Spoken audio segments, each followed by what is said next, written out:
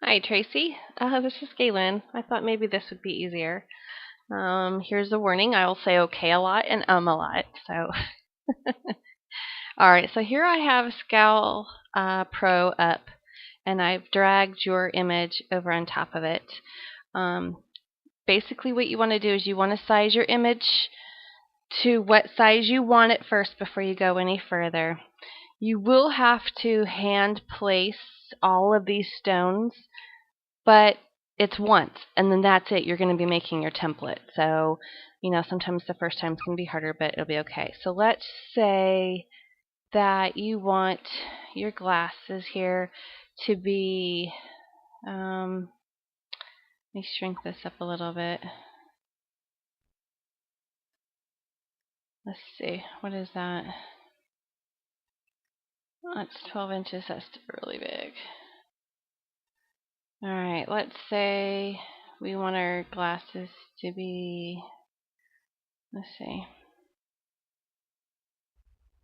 they are, oops, yeah, we just zoomed in too far is what we did here.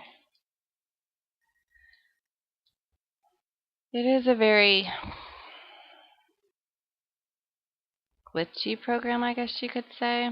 I mean, it's got quirks to it, but it's still so much better than some of the other programs. So don't get frustrated. Let's drag the corner here and shrink it up, and we'll say we want this like 6 inches by 3 inches. We'll say we want that to be like on a shirt collar. I guess glasses are like 6 inches. Okay, so that's what size we want it. And let's assume that you're going to be using SS10 stones. Don't know that for sure, so we're just going to kind of wing that part. So what we can do is we can go up into our shapes. This is how I do it. Feel free to do however you'd like to do it. But I make a big circle, and then I go up to Object, go to Rhinestones, and we're going to do the round, and we're going to go to SS10s. I usually go the bigger ones. It makes it easier to brush in. We're going to fill the shape with stones. I like making the stones a color so that it's easier to grab them. And we say okay, and there we go. We have all of our stones there that we're going to place on there. If you use SS6 stones for your gold part and SS10s for the clear ones, then you can do it on one template. So you might be able just to figure this part out here. So we'll just go from there. We're going to go into break apart so that now all these stones are all individual. And then we're just going to zoom up here and get your picker. That's what I call it. And you'll just want to take your stone and place it where your stone goes. Let's zoom in a little bit more here. Okay. Now what you can do is you can select your image and right click and lock. Okay. That will lock it so that you cannot accidentally drag or move your picture, but you can still move and place the stones. Okay. So kind of looking at those, it's hard to tell if these are SS10s or SS6s. I would say probably 6s. So if they're 6s, just change that correction. And then when you're all done, you can do right click, Object, unlock all, and then you can move your picture away, and then you'll have all of your stones all locked together. So I hope that helped you do that. What everybody was talking about is tracing the image. That's with a actual image from the internet, or like a print, like a piece of paper. Let me see. Let me go to another tab here, and let me zoom out so everything's not so overwhelming. Let's go in and we'll import. Let's import a stamp that I have. Cut files. Well, no, let's do stamps. I haven't done this in a while. I forget where my stuff is. Crafts. Digital stamps. Okay. Here we go. That looks like a good flower there. Oh, here's a rose. Okay. So here's a rose. It's a PNG, so it's just the line. So let's put this rose on here. I'll take a sec. Oh, and this is the problems with Scal.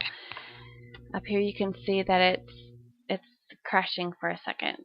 But then there it is. So have patience. It'll come. It's because this file was too big.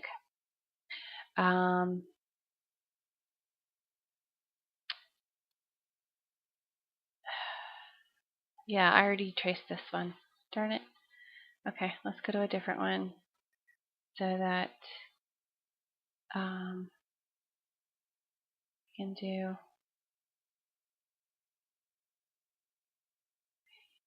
I don't know what that is.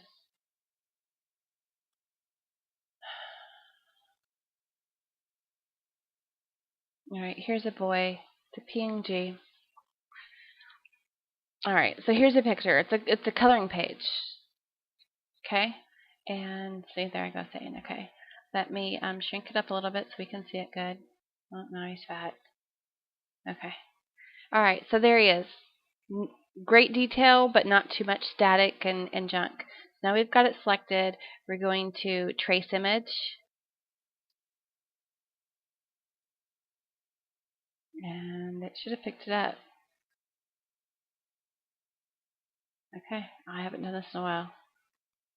Let's cancel. That was, alright, so trace image. Let's find our image. Where did we find that? Crafts. Not cut files. Images. Digital stamps. There we go. And I think it was kids and boy and yep, there he is. Okay, PNG. PNG tips, whatever. Alright, so we open it up. There he is. And it's as easy as that. You can break apart your lines. You can do a blackout. So it's just the image in print. And you can add your image on there so that you can do a print cut. So let's see. So let's see. There you go.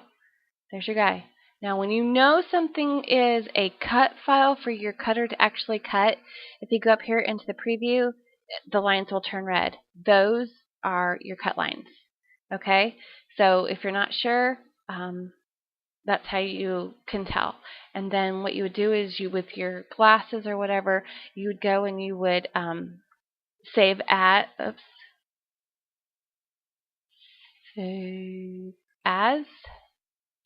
No. You would export.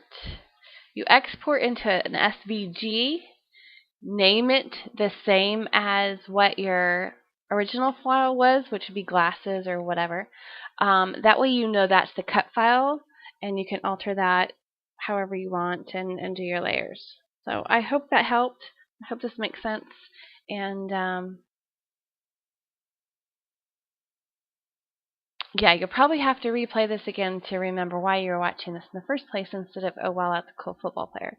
But it's the glasses. You'll just have to hand place each of those stones that I broke apart. So you would just drag one and put it, and drag one and put it, and drag one and put it.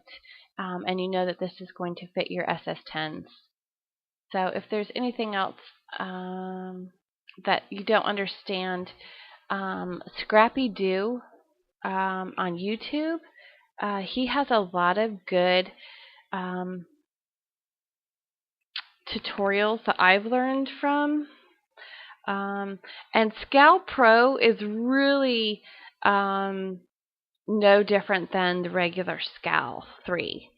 So you can pretty much follow along with it. The only thing about the Scal 3 is the fact that it fits our bigger machines. And that's really it. There's very few things that are different. But all of these Scals, SVG's is a good one. Newbie Crafter, she's really good. And Scrappy Do Creations really goes over a lot of how to fix stuff and do things.